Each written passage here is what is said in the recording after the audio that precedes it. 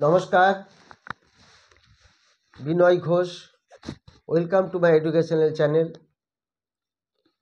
আজকে Nifty, bank Nifty এবং Sensex একটু ভোলেটিলিটি মেনটেন করছে।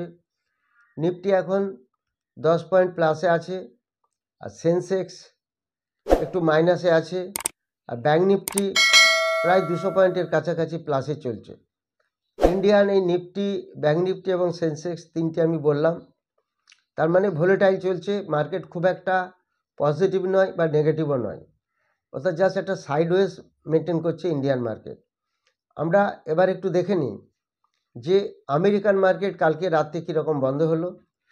ডাউ জোন্স 64 পয়েন্ট মাইনাসে বন্ধ হয়েছে, S&P 500 30 পয়েন্ট মাইনাসে বন্ধ হয়েছে, ন্যাসড্যাক 144 পয়েন্ট মাইনাসে বন্ধ হয়েছে। অর্থাৎ দেখা যাচ্ছে আমেরিকার তিনটি যে মেন স্টক এক্সচেঞ্জ, তিনটি কিন্তু নেগেটিভে বন্ধ হলো। S&P, নাসড্যাক এবং ডাউ জোন্স। তার মধ্যে নাসড্যাক একটু বেশি পড়লো, 144 পয়েন্ট। আমরা আরেকটু দেখে নেব ইউরোপিয়ান মার্কেটের কি পজিশন আছে এখন। ইউরোপিয়ান মার্কেট তো এখন খুলে গেছে, তো সেই কারণে আমরা দেখতে পাচ্ছি ড্যাক্স, জার্মানি ইন্ডেক্স ড্যাক্স চলছে এখন 10 পয়েন্ট মাত্র প্লাসে। FTSE ইংল্যান্ডের মার্কেট চলছে 39 পয়েন্ট মাইনাসে, আর ক্যাক চলছে -1 পয়েন্ট 2 পয়েন্ট মাইনাসে। তো ইউরোপিয়ান মার্কেট একটা মিক্সড ট্রেন্ডে চলছে, ঠিক ইন্ডিয়ার মতো, জাস্ট প্লাস মাইনাস এরকম জায়গায় চলছে। ড্যাক্স মাত্র 10 পয়েন্ট 11 পয়েন্ট প্লাস, আর FTSE মানে ইংল্যান্ডের মার্কেট চলছে 40 পয়েন্ট মাইনাস। তো এটাও একটা সাইডওয়েজেই চলছে বলা যায়, খুব একটা বুলিশ ট্রেন্ড বা খুব একটা বিয়ারিশ ট্রেন্ড দেখা যাচ্ছে না। তো আমেরিকান মার্কেট রাদার কিছুটা নেগেটিভে আছে, এখনও মার্কেট খুলেনি। তো ওভারঅল যদি আমরা দেখতে পাচ্ছি মার্কেট একটু সাইডওয়েজেই চলছে। আজকে আমি আপনাদের কিছু স্টক নিয়ে বলবো, যে স্টকগুলি আমি ধীরে ধীরে আপনাদের বলছি। তার আগে যারা 20শে মার্চ এবং 30শে মার্চ দুটি আলাদা আলাদা অফলাইনের ব্যাচ শুরু হবে।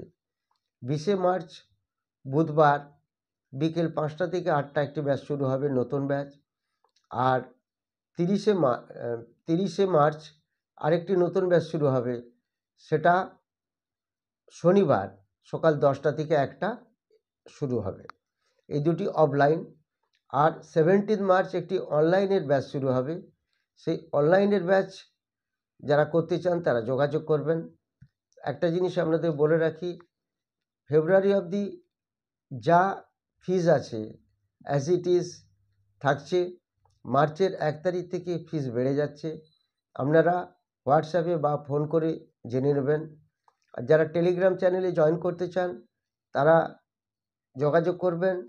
যে টেলিগ্রাম চ্যানেলটি প্রাইভেট চ্যানেল, এবং এটাতে যারা অলরেডি এন্ট্রি নিয়ে আছেন তারা একটা ভালো অ্যাডভান্টেজ পান। যে স্টকগুলি আমি ওভারভিউ দিই সেগুলি খুব রিসেন্ট বা তাড়াতাড়ি সেগুলি বেড়ে যায়, একটা পজিটিভ পয়েন্ট পাওয়া যায়। তো সেইগুলি আপনারা যোগাযোগ করুন।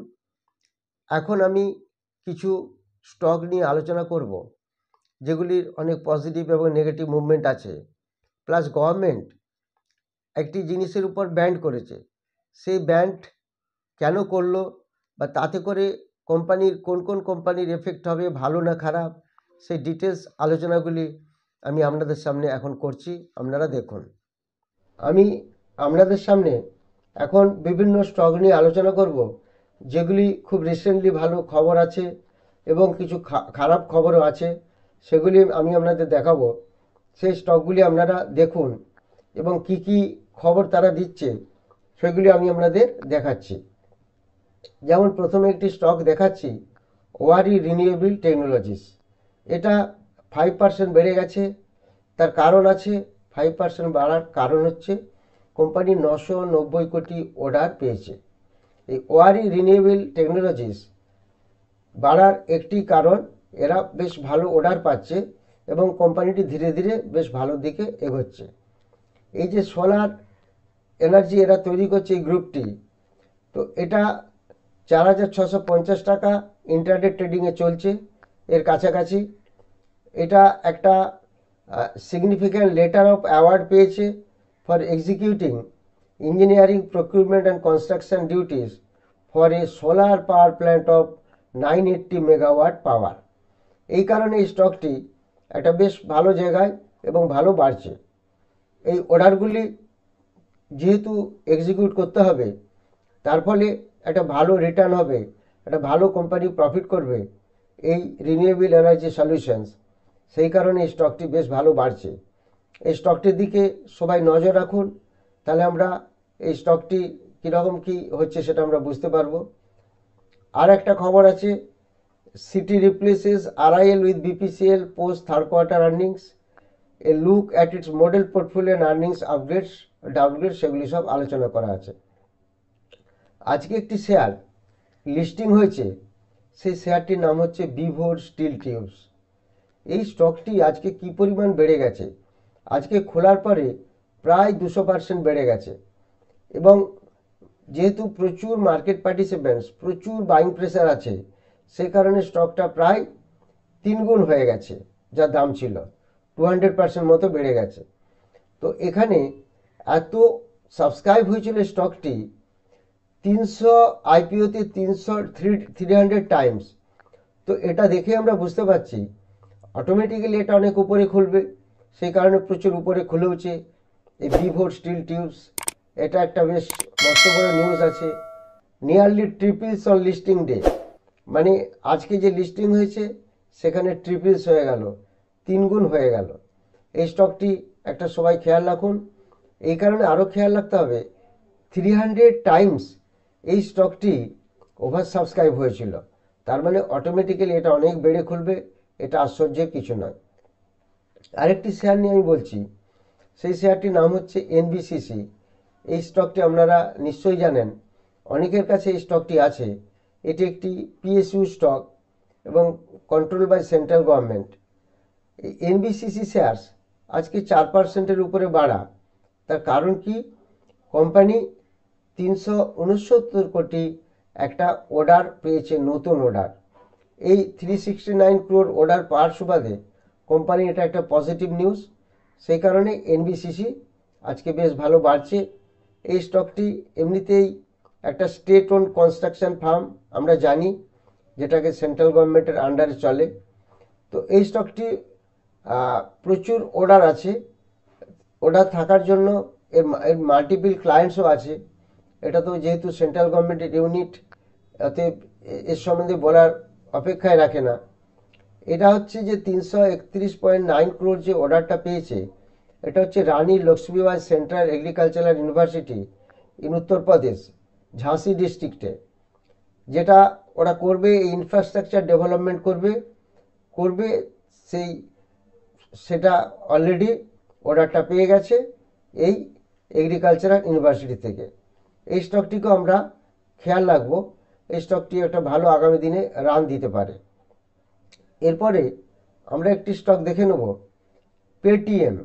কিছুদিন আগে এটার সম্বন্ধে আমি একটু বলেছিলাম। পেটিএম স্টকটি দেখা যাচ্ছে পরপর 3 দিন আপার সার্কিট আছে 5%-এ। এই পেটিএম, অনেকে আমাকে প্রশ্ন করেছিল, স্যার অনেকটা তো পড়ে গেছে, কি করব।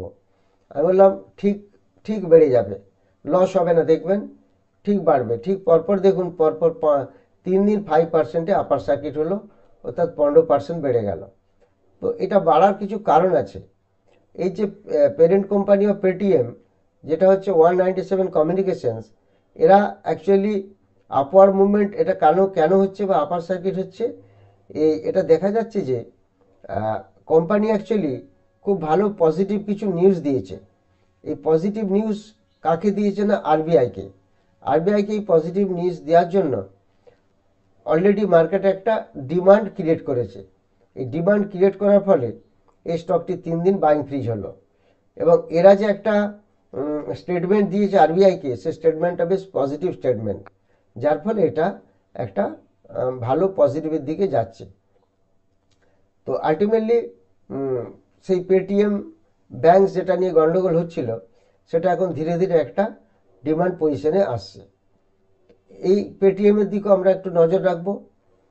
আর এরপরে যেটা আপনাদের দেখাচ্ছি, এই পেটিএম ছাড়া TVS extends contract with Rolls Royce for 5 years। এই টিভিএস কোম্পানি এই টিভিএস সাপ্লাই চেন সলিউশনস কি অ্যানাউন্স করেছে যে তাদের যে কন্ট্রাক্ট রোলস রয়েসের সঙ্গে সেটা 5 বছর এক্সটেন্ড করে গেল, অর্থাৎ 2029 পর্যন্ত এটা চলতে থাকবে 5 বছর।